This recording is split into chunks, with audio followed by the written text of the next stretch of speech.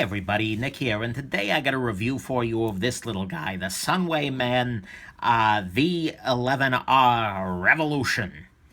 Revolution, I don't know what that accent mark's supposed to mean, but I'm sure it's fancy. Either way, this is a very cool light, and I want to thank my buddy Jim for sending it along. First, a quick little size comparison. Here is your EGTAC D25A. Here is your Sunwayman Thunderhammer, which I just like saying. Here is your EGTAC GX25A3.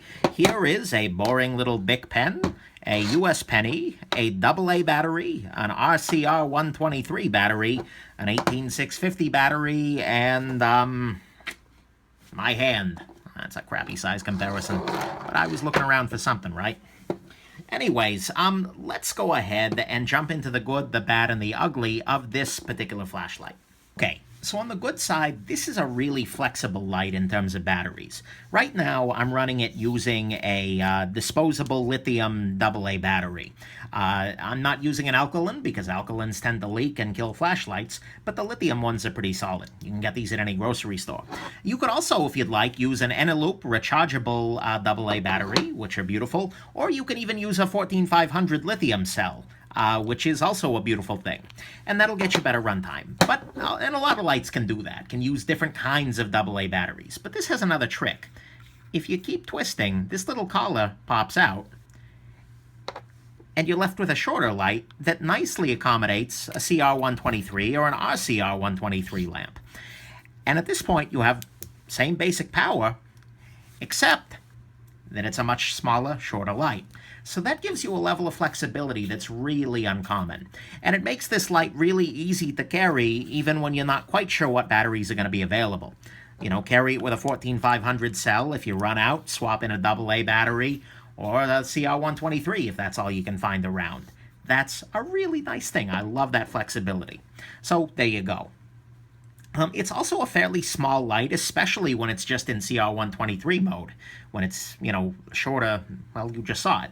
That's kind of a beautiful thing. It's relatively thin, all told. The back clicky is pretty satisfying. I'm going to turn that up a little bit. I like that a lot. It is got a really good range. It goes from 1 lumen at the lowest setting, you can barely tell this is on, to 216 lumens at the highest setting, which is pretty impressive. Really lights up a room and is actually capable outside, no problem. So that's good. It just goes, the 1 lumen setting is really, it's a great moonlight sort of mode. It's reasonably efficient in that you get decent enough run times. I'm not going to give you figures because that varies a great deal with the kind of battery you've got on in there, but it's just fine in terms of runtime for a light in its class. It's reasonably efficient. There's no problem there. It's also waterproof to the IPX8 standard, which means you can drop it in the water and pull it back out. You're not going to have any trouble. And it's also not all that heavy. It's a little bit on the heavier side when it's fully tubed up here. And you're using the 14500 cell, but it's only 2.6 ounces. And with the pocket clip, this isn't something you're going to regret EDCing. Nice. So there's your good. It's got that real flexibility to it in battery size. It's got a nice small size. It's got a nice click on the back there for the action. The range of brightnesses is really pretty damn good. It's pretty efficient, so you get good run times, no problem. It's waterproof and it's not so heavy. Let's talk about the grade, and the grade is really great. Great, as some of you might have already noticed, is that this light is a rotary control light, which means that when you first turn it on at the lowest setting, it's in a moonlight mode. But then if you twist this little ring here, the light gets progressively brighter, and in a pretty linear way. It's not just like step, step, step, step, step. This is actually brighter, and it's kind of, it feels continuous. So you can get it just a little bit brighter or a little bit dimmer. That's a beautiful, beautiful thing. This is, in my opinion, how all flashlights should work. The rotary control is the very, very best thing because you can adjust it to precisely the amount of light that you need. With a lot of lights, if you get 3 or 4 options, you have one option that's a little too dim and one option that's a little too bright. This allows you to dial it in. You start at minimum and then you turn it up until you're right at the amount of light that's perfect for what you need to do. And that's a wonderful thing, too, because you only use the amount of light that you need, which means that battery life is actually a little bit improved as well. Because, well, if you only need a little bit above 50%, normally you might have to go to 75% or 100%. but here you go right where you need. So that's nice. And also, I love the fact that the range for the rotary is clearly marked on the light. So it starts at min and goes up to max. And that means that if you want to dial it in before you turn it on, you can do that. You can start, okay, let's go from about 25%. Although practically speaking, I usually will start it at min and then turn it up until it's bright enough. And so that's just nice. I love a rotary control light, and this is a really good one at a really good price. So I love that. I love, love, love that. And actually, I suppose the price is the other great thing here. You're looking at about 69 bucks for one of these, for a good rotary control light. I like a lot. So that's what's great. It's a rotary at a really good price, and it's a good rotary. On the bad side, first off, it's another damn black flashlight, which is going to make it hard to find at night. Nobody else seems to care about this, but I do. The clip is silver, at least. That's nice. Second issue, maybe a little more real, is that there is actually a fair amount of resistance in the rotary control here. On this guy, at least, it feels almost like there's a viscosity in there. There's like grease. And so as you turn it more, the resistance goes down a little bit, but it's still pretty resisty. And that's good, and that it doesn't change the setting accidentally, but I don't know, it's not super satisfying to use in that way, especially one-handed. Next issue is kind of a double-edged sword, so it's, bad but not ugly. In order to turn this guy on, first you need to click and then you need to twist to find the right setting. This means that if you find the right setting, you can turn it off and then back on at that setting, too. And it also makes it a little bit harder to accidentally activate. But there are other rotary lights that actually turn on by twisting. So you start twisting and it starts coming on, and then you can twist the rest of the way. This is nice in that it makes it very easy to kind of just out of hand find the right setting. You just twist to turn it on and keep twisting until the lighting is right. A little quicker, but it's got some other disadvantages. But you do have to keep that in mind. The other issue with it is that the clicking grip looks one way and the twisting grip looks another way. So in order to go from minimum off to the right setting, there's a grip change involved. Not a huge deal. And I guess one other thing to point out is that you can actually flash this light, which is a nice thing, and that is one advantage of the clicky switch.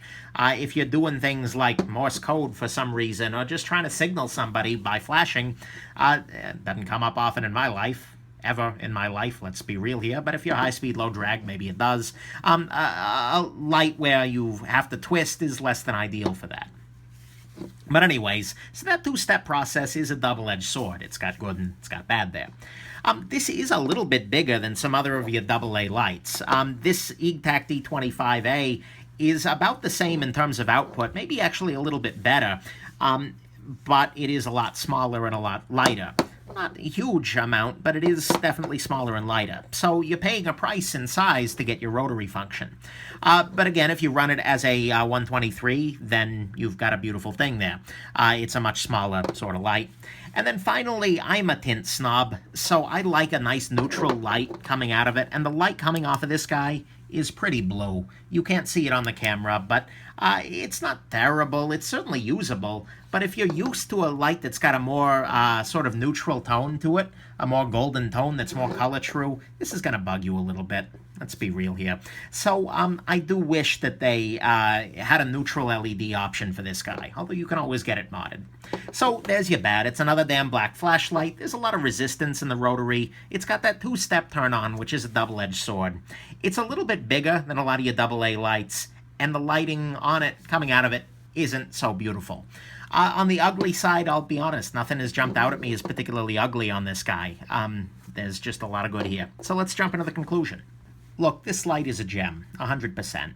It's not maybe the smallest light in the world, and for just a boring EDC when you don't think you'll need a light, and there you go. And maybe the tint could be fixed. Maybe they should release a neutral, well, they should release a neutral version of it, which would bring it more in line with like your jet beam, something like that. But honestly, it's a great rotary light. It's a great EDC light. It's really flexible, and the price is right. And so all of that adds up to this just being a solid gem. You're going to be hard-pressed to find a better rotary light at this kind of price point, and you're going to be hard-pressed to find a better EDC light, especially if you know you're going to need that adjustability. Like I said, I'm a fan of the D25A for lightweight, but this is really, really good. So I really do highly recommend this light, especially if you want to give Rotary a try, and I think you should. There's a lot of joy there. So I guess, yeah, that's my final conclusion. The Sunwayman V11R is one heck of a gem, and, well, I suppose as my Spanish-speaking friends would say, Viva la Revolucion, eh? Yeah, sorry, that was bad. Anyways, hope this lit up your life and that you have an absolutely wonderful rest of your day.